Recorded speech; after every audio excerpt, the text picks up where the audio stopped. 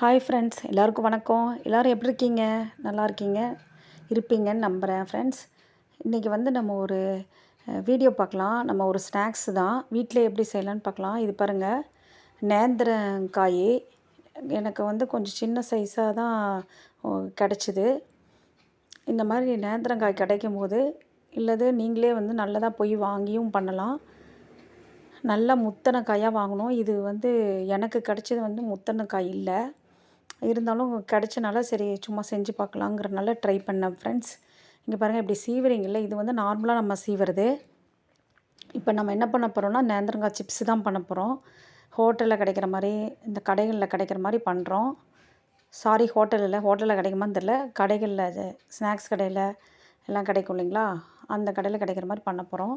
பாருங்கள், இந்த மாதிரி நான் சீவியிருக்கேன். பட் இது ஒரிஜினலாக வந்து இப்படி வராது.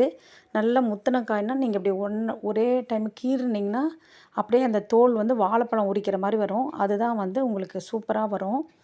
இது இப்போ எனக்கு அந்த மாதிரி வராதனால நான் இந்த மாதிரி பண்ணியிருக்கேன் ஃப்ரெண்ட்ஸ். பட் பேஸ் இது தான்.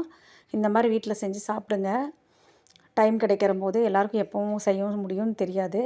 ஆனாலும் எதாவது ஃப்ரீ டைமில் இந்த மாதிரி வீட்டிலே செய்யணுன்னா நீங்கள் செஞ்சு வச்சுக்கலாம். அதோட மெத்தட் இதுதான். பாருங்கள், இந்த மாதிரி சீவிக்கோங்க. எல்லாத்தையும் ஒரு தடவை நல்லா கழுவிட்டு சீவிட்டு, அதுக்கப்புறம் நம்ம சிப்ஸு போடுறோம் இல்லைங்களா, அந்த இதில் வந்து நல்லா மெல்லிஸாக வந்து சிப்ஸு மாதிரி சீவிக்கோங்க. இங்கே பாருங்கள், இது வந்து நான் நார்மலாக வந்து இப்படியே தோல் சீவி வச்சுருக்கேன். பட் ஆனால் ஒரிஜினல் வந்து நீங்கள் நல்லா கீறுனீங்கன்னா அந்த வாழைப்பழ தோல் மாதிரியே நீங்கள் அந்த தோல் வந்துடும். உள்ளுக்குள்ளே இருக்கிற அந்த பழம் மட்டும்தான் நம்மளுக்கு, அந்த வாழைக்காய் மட்டும் நல்லா ஃப்ரெஷ்ஷாக கிடைக்கும். அதை வச்சு செஞ்சிங்கன்னா அப்படியே ஒரிஜினலாக கடையில் கிடைக்கிற மாதிரியே கிடைக்கும். இப்போ வந்து கொஞ்சம் நான் செஞ்சது வந்து அந்த தோல் தெரியும், அந்த ஓரங்களில் கருப்பாக தெரியும். பட் டேஸ்ட் வைஸ் வந்து ஒரே மாதிரி தான் இருக்கும். இன்னுமே நல்லாயிருக்கும் கடையில் கிடைக்கிறதோட. நம்ம வீட்டில் செய்கிறது எப்போவுமே பெஸ்ட்டு தான். அங்கே கடையில் வந்து இன்னும் கலர்ஃபுல்லாக அப்படி அந்த மாதிரி காமிப்பாங்க. நம்ம வீட்டில் செய்கிறது ஹெல்த்தியும் கூட, ரொம்ப சீப்பாகவும் இருக்கும். நம்மளுக்கு வந்து ஃப்ரெஷ்ஷாக செஞ்சு சாப்பிட்லாம். அங்கே பாருங்கள், நம்ம வந்து உருளைக்கிழங்கு சிப்ஸ் எல்லாம் போடுவோம் இல்லைங்களா, அந்த இதில் வந்து நல்லா இந்த மாதிரி சீவிக்கிறோம் பாருங்கள். இது வந்து இந்த சீவுறது வந்து நல்லா மெல்லிஸாக வரும். கடையில் கிடைக்கிறது வந்து கொஞ்சம் மொத்தமாக இருக்கும் அந்த சைஸ் வந்து சாப்பிட்றது. அதை விட இது இன்னும் நல்லா டேஸ்ட்டாக இருக்கும். இந்த மாதிரி நல்லா எல்லாத்தையும் சீவிக்கோங்க. சீவும் போது நான் வந்து இன்னொன்றும் ட்ரை பண்ணேன். கீழே வந்து என்னோடய சீவுறதில் வந்து நம்ம வந்து லேஸ் இருக்கு இல்லைங்களா, அந்த மாதிரியும் அந்த குழந்தைங்க கேட்பாங்கிறனால நான் ட்ரை பண்ணலான்னு பண்ணேன். பட் எனக்கு சரியாக வரலை. அதனால் அப்புறம் வந்து விட்டுட்டு திரும்பவும் இதையே பண்ணிட்டேன் நான். இந்த உருளைக்கிழங்கும் நீங்கள் இதே மாதிரி இதே மெத்தடில் பண்ணலாம் பாருங்கள். உருளைக்கிழங்கும் எல்லாம் தோலெல்லாம் சீவிட்டு இதே இதில் வந்து நீங்கள் அழகாக பண்ணலாம். அதுவும் மெல்லிஸாக வரும். ஆனால் உருளைக்கிழங்கு ஒரு ஸ்டெப்பு வேறு மாதிரி வரும். அது இன்னொரு நாளைக்கு ஒரு வீடியோ போடுறேன் ஃப்ரெண்ட்ஸ். இப்போ வந்து பாருங்கள், நேந்திரங்காய் சிப்ஸு இது வந்து இதே மாதிரி எல்லாத்தையும் நம்ம சீவி எடுத்துக்கலாம். பாருங்கள், இதுதான் வந்து லேஸு சீவுறது. உங்களுக்கு வந்து அந்த இது பார்த்திங்கன்னா சைஸ் வந்து கொஞ்சம் நெளிவு சுழிவு வந்த மாதிரி இருக்கும். அது குழந்தைங்க வந்து விரும்பி சாப்பிடுவாங்க அந்த லேஸு. அதே மாதிரி இப்படி அதை ஒரு பக்கம் ஒரு மாதிரி இன்னொரு பக்கம் திருவினோம்னா அந்த ஷேப் வரும், உங்களுக்கு ஸ்கொயர் ஷேப் மாதிரி வரும். ட்ரை பண்ணேன், பட் எனக்கு அதில் வரலை. பாருங்கள், இந்த மாதிரி நிறையா அந்த தோல் சீவுனது வந்து சரியாக வராதனால இப்படி வருது. பட் நீங்கள் நார்மலாக அந்த முத்தின காயாக இருந்ததுன்னா, இந்த காய் வந்து இலசுனால எனக்கு அந்த மாதிரி வரலை. முத்தின காயாக இருந்தால் உங்களுக்கு நான் சொன்ன மாதிரி கரெக்டாக வந்துடும். இந்த வாழைக்காயை அப்படி திருப்பி திருப்பி பண்ணிங்கன்னா அந்த உங்களுக்கு சிப்ஸில் வந்து அந்த ஸ்கொயராக வந்து உங்களுக்கு கிடைக்கும். பாருங்கள், இப்படியும் அந்த பக்கம் திருப்பி திருப்பி பண்ணணும். உருளைக்கிழங்குல நல்லா வந்தது எனக்கு, பட் இதில் வரல. இருந்தாலும் ட்ரை பண்ணலான்னு பண்ணினேன், ஆனால் வரல. அப்புறம் விட்டுட்டேன். நம்ம எப்போவுமே ஒரே மாதிரி பண்ணக்கூடாது, நம்மளும் ட்ரை பண்ணலாம். எல்லாம் யூடியூப்பில் பார்க்குறோம் நம்மளும். பட் எல்லாருக்கும் வருது அப்படின்னா நம்ம வித்தியாசமாகவும் ட்ரை பண்ணலாம். எதுனாலும் நம்ம தான் சாப்பிட போகிறோம். நம்மவும் இன்னோவேட்டிவாக கண்டுபிடிக்கிறதுல தப்பில்லை ஃப்ரெண்ட்ஸ். யார் வேணாலும் என்ன வேணாலும் பண்ணி நம்ம ட்ரை பண்ணலாம். இங்கே பாருங்கள், இந்த மாதிரி வரும் லேஸ் மாதிரியே. ட்ரை பண்ணேன், பட் அது உடஞ்சி போகிறனால ட்ராப் பண்ணிவிட்டு திரும்பவும் நார்மல் இதிலே நான் சீவிட்டேன்.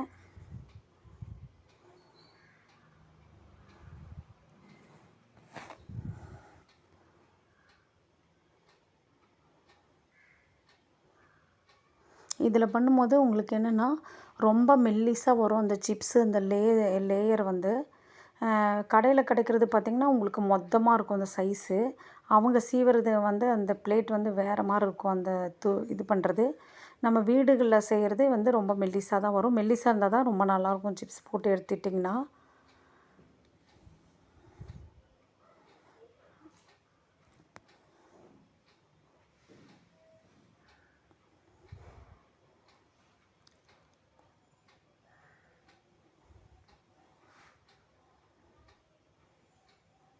பாருங்கள் ஃப்ரெண்ட்ஸ், எல்லாத்தையும் நான் வந்து சீவி எடுத்துட்டேன். சிப்ஸ் மாதிரி எல்லாம் சீவி எடுத்துட்டேன். இதுக்கப்புறம் நீங்கள் பார்த்திங்கன்னா இது செய்கிறதுக்கு ஒரு சின்ன பவுல் எடுத்துக்கோங்க, இல்லைன்னா டவரா எடுத்துக்கோங்க. அதில் வந்து ஒரு ஸ்பூனாக நீங்கள் எவ்வளோ வந்து வாழைக்காய் எடுக்கிறீங்களோ அதுக்கு தகுந்த மாதிரி மாறும். நான் வந்து இப்போ 4 சின்ன சின்ன வாழைக்காய் எடுத்துருக்கனால ஒரே ஒரு அரை ஸ்பூன் வந்து உப்பு எடுத்துக்கிட்டேன். ஒரு ஸ்பூன் பக்கம் இருக்கும். பெரிய ஸ்பூனில் சின்ன ஸ்பூனில் ஒரு ஸ்பூன் உப்பு எடுத்துக்கிட்டேன். பெரிய ஸ்பூன்னா அரை ஸ்பூன் உப்பு எடுத்துக்கோங்க, சால்ட் உப்பு. அதுக்கப்புறம் வந்து ஒரு ஸ்பூன் வந்து சின்ன ஸ்பூனில் வந்து மஞ்சத்தூள் எடுத்துக்கோங்க. தேவைப்பட்டால் கொஞ்சம் அதிகமாக கூட எடுத்துக்கலாம். மஞ்சத்தூளும் உப்பும் நல்லா கொஞ்சம் தண்ணி விட்டு நல்லா ரொம்ப கெட்டியமாக கிடக்காதீங்க, ஓரளவுக்கு தண்ணியாகவே கலங்க. தண்ணியாக நல்லா கலந்துக்கோங்க. அது உப்பும் மஞ்சத்தூளும் வந்து தண்ணியில் இதாகிற மாதிரி. அப்புறம் வந்து வாணலி வச்சு எண்ணெய் விட்டுக்கோங்க. எண்ணெய் வந்து கொஞ்சம் அதிகமாக இருந்தால் தான் உங்களுக்கு வந்து நல்லா பொரிக்கிறதுக்கு நல்லா ஈஸியாக இருக்கும், சிப்ஸ் பொரிக்கிறதுக்கு. இது நல்லா இப்படி கலந்துக்கோங்க. நல்லா கலந்து ஒரு இடத்துல ஒரு பக்கத்தில் வச்சுக்கோங்க. இந்த மாதிரி கலந்துக்கோங்க ஃப்ரெண்ட்ஸ். அதுக்கப்புறம் நீங்கள் எண்ணெய் காஞ்சு தான் டேஸ்ட் பண்ணுறதுக்கு ஒரு சின்ன இது போட்டு பார்த்தேன்.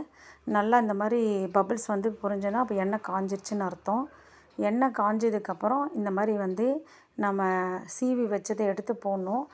எனக்கு என்னென்னா நான் வீடியோ எடுத்துகிட்டே போட்டனால வந்து எல்லாம் ஒன்றுக்குள்ளே ஒட்டியே வந்தனால உள்ளுக்குள்ளே வேகாமல் போயிடுச்சு ஃபஸ்ட்டு ஒரு 2 இது. ஏன்னா வீடியோ எடுத்தனால ஒரு கையால் பண்ணனால என்னால் வந்து பிரித்து போட முடியல. அந்த மிஸ்டேக்கை பண்ணாதீங்க. ஏன்னா ஒவ்வொன்றா நம்ம செய்ய தான் அதுலேருந்து கற்றுக்க முடியும், தப்புகளெல்லாம் சரி பண்ண முடியும். ஸோ இதுதான் நான் வந்து ஃபஸ்ட்டு டைம் செய்கிறேன். நான் வந்து வீடியோ பார்த்துருக்கேன், என் சிஸ்டர் ஒருத்தருங்க செய்வாங்க, அதை பார்த்துருக்கேன். பட் எனக்கு வந்து நான் ட்ரை பண்ணதில்லை. ஸோ ஃபஸ்ட் டைம் இதுதான் ஃபஸ்ட் டைம் நானும் ட்ரை பண்ணுறேன். ட்ரை பண்ணதப்பவே உங்களுக்கும் வீடியோ எடுத்து அப்லோட் பண்ணுறேன் ஃப்ரெண்ட்ஸ். இப்போ பாருங்கள், நல்லா பொரிஞ்சிட்ருக்கு. நல்லா இந்த மாதிரி வந்து வத்தல் வந்து ஓரளவுக்கு பொரிஞ்சதுக்கப்புறம் வறுத்ததுக்கப்புறம் நீங்கள் வந்து அந்த தண்ணியை வந்து ஒரு 2 ஸ்பூன் ஊற்றிக்கோங்க, எல்லா பக்கம் ஸ்ப்ரெட் ஆகிற மாதிரி.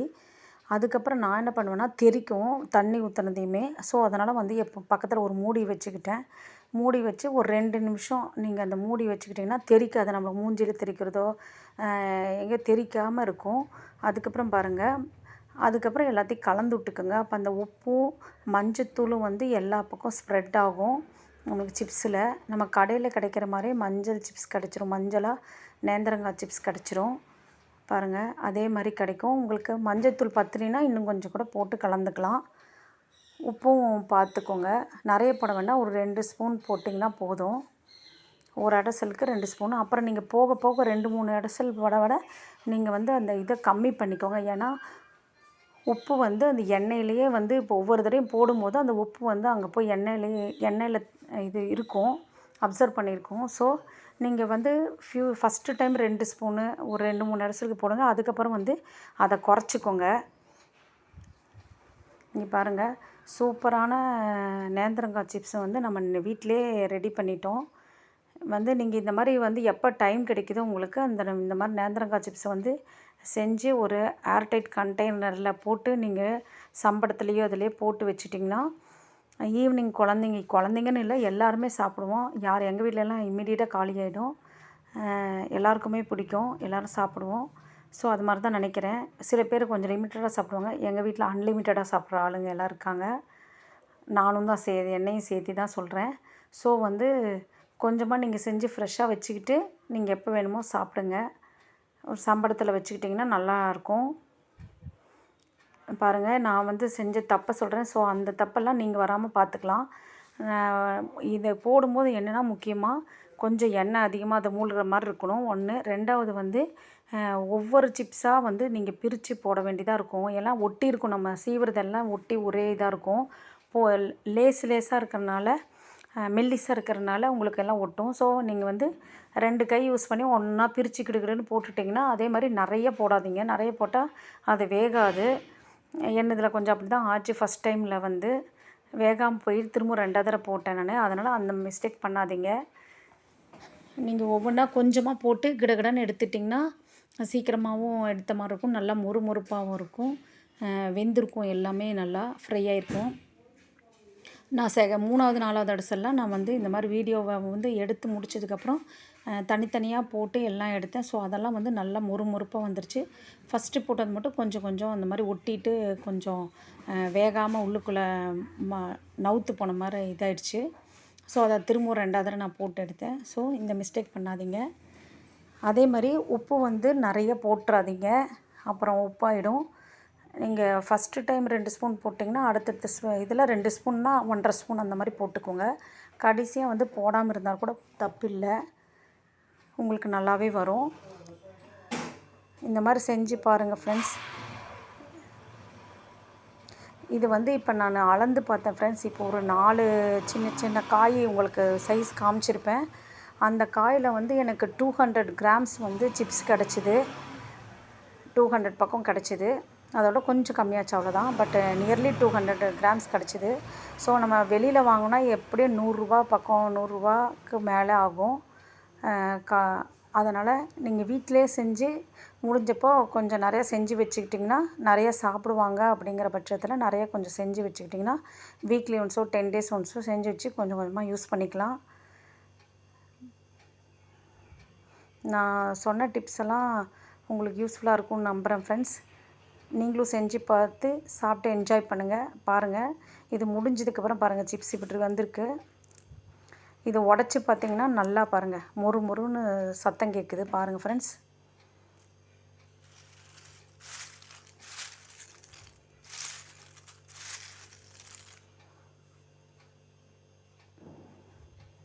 Thank you for watching my channel friends.